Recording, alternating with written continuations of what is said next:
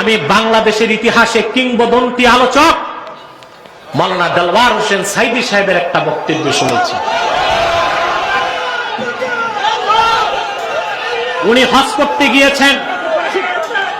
হজে যাওয়ার পরে মিসফালাতে হাঁটতেছেন সাইদি সাহেব, কিন্তু হোটেল থেকে টাকা নিতে ভুলে গেছিলেন। মিসফালাতে হাঁটতেছেন, এখন অনেক দূরে চলে যাওয়ার পর তিনি দেখেন, অনেক দূরে যাওয়ার পর দেখেন ওনার পকেটে টাকা নাই। আপনি জানেন এটা?